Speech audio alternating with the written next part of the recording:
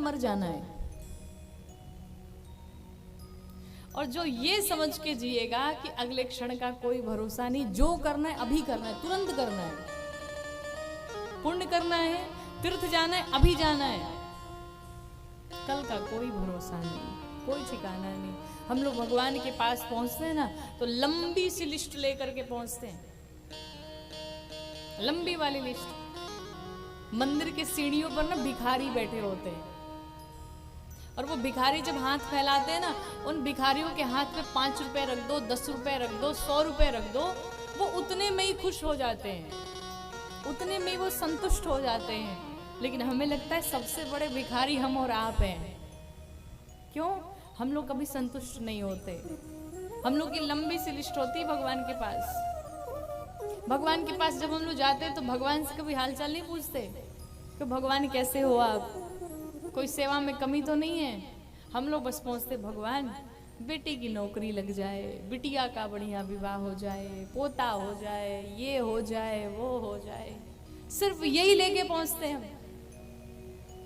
भगवान भी सोचते हैं भाई तुझे देता तो हूं, लेकिन कभी कभी तो मेरा भी हाल चाल तो ले ले, कि सिर्फ अपने स्वार्थ के लिए आया है। और आपको बता दूं, भगवान से अगर लोगों का स्वार्थ ना हो ना तो लोग भगवान को भी नहीं मानेंगे। दुनिया इतनी बड़ी स्वार्थी है महाराज कि अगर भगवान बोलना प्रारंभ कर दे तो लोग भगवान से झगड़ा कर बैठेंगे। भगवान को भगवान लोग क्यों मानते हैं? क्योंकि भगवान बेचारे मंदिर में पड़े हैं, मूर्ति बने पड़े हैं, धनुष बाण लेकर के खड़े हैं। भगवान तो बोलने वाले हैं नहीं। तुम 7 बजे उठ करके पूजा करो या 10 बजे करो, बिना नहाए करो, कोई मतलब नहीं भगवान को। भगवान कुछ नहीं कहने जाते हैं। लेकिन भगवान जिस दिन टोकना शुरू कर दें, 10 बजे क्यों आया, बिना स्नान किए क्यों आया, उसी दिन भगवान से भी बैर हो जाएगी लोगों की। भगवान के पास जाइए ना तो भगवान के पास जाकर के सांसारिक वस्तुएं न मांगिए, भगवान के पास जाकर के भगवान से भगवान को ही मांग लीजिए। अच्छा एक बात बताइए, किसी राजा के पास एक राजा ने घोषणा कर दी कि आज जो जिसकी इच्छा हो वो हमसे ले ले, जिसको जो चाहिए।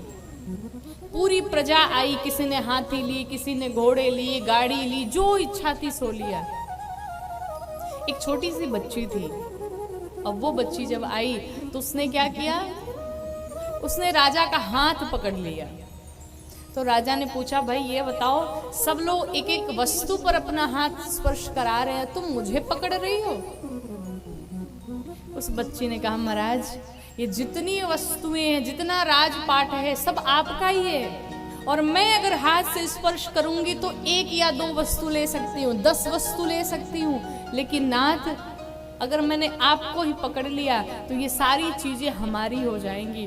उसी प्रकार से हम लोग क्या करते हैं, भगवान से कहते हैं हमें ये दे दो, वो दे दो। भगवान सोचते हम तो इतना सोच रखे थे और ये इतना ही मांग रहे हैं। तो भगवान जहां जिसके जीवन में आ जाएंगे, कोई कमी रह जाएगी क्या? कोई कमी नहीं रह जाएगी।